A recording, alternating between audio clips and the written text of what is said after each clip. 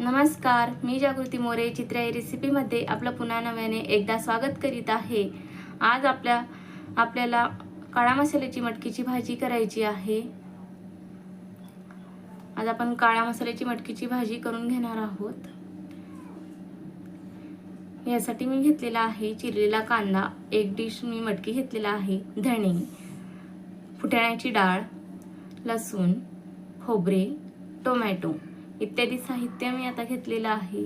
गॅसवर मी तावा ठेवला आणि तावा चांगला गरम करून घ्यायचा, म्हणजे कांदे लवकर पटकन भाजले जातात। आता मी कांदे घातले ताव्यावर, त्यांना आता पसरवून घ्यायचे आहेत। कांदे छान परतून घ्यायचे।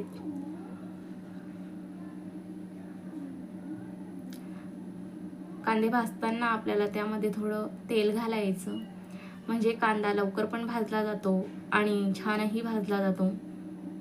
जवळपास आता आपला कांदा भाजून झाला आहे। आता आपण हा भाजलेला कांदा मिक्सरच्या भांड्यात काढून घ्यायचा। आपण आता कांदा परतून घेतला, कांदा काढून घेतला भाजलेला कांदा, आणि आता टोमॅटो घेतला भाजायला। टोमॅटो भाजताना सुद्धा आपण थोडं तेल घालायचे, म्हणजे टमाटा लवकर भाजला जातो। आपला टमाटा पण आता भाजून झाला। आता आपण खोबरे घेतले, आता हे खोबरे सुद्धा छान भाजून घ्यायचे। खोबरं पण आपलं भाजून झालं।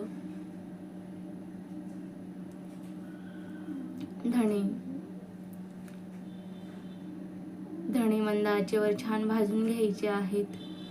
धणे लवकर भाजले जातात। आपले धणे या ठिकाणी भाजून झाले। लवंग, मिरी, 3 लवंग 3 मिरी या ठिकाणी मी घेतलेले आहे, कारण आपण दळलेला काळा मसाला यामध्ये घालणार आहोत। लसूण पण तळतळून भाजून घ्यायचा। लसूण पण आता आपला भाजून झाला। फुटाण्याची डाळ भाजून घ्यायची आहे, त्यामध्ये थोडं ऑइल घालायचं। खमंग डाळ भाजून घ्यायची। आपल्याला ही फुटाण्याची डाळ पेस्ट करून भाजीमध्ये टाकायची आहे, कारण फुटाण्याच्या डाळीमुळे भाजीला छान असा घट्टपणा येतो। आपण फुटाण्याची डाळ भाजून एका वाटीत काढून घेतली, आणि आता हा सर्व मसाला आपण दळून घेतला मिक्सरमधून। मी या आधीच तेल ठेवलं होतं, आता त्यामध्ये आपण जे भाजलेलं होतं साहित्य ते मी तेलामध्ये घातलं, त्याला छान असं परतून घ्यायचं। एका बाजूला मी मटकीच्या 2 शिट्ट्या काढून घेतल्या, म्हणजे मटकी शिजून जातो।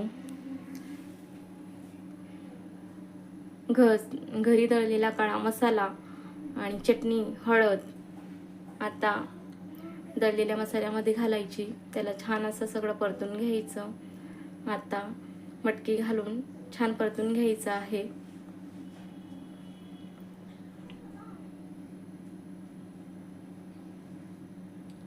गरजेनुसार पाणी घालायचं।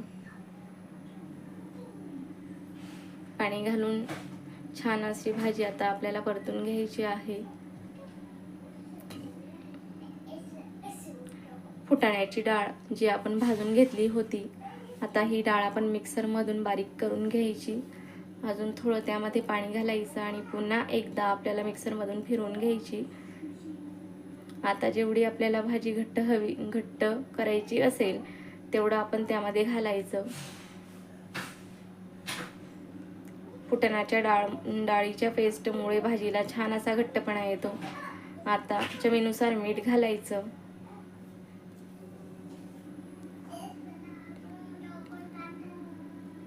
मंद आचेवर भाजी 10 ते 15 मिनिटे ठेवायची, म्हणजे भाजीला छान असं ऑइल येतं।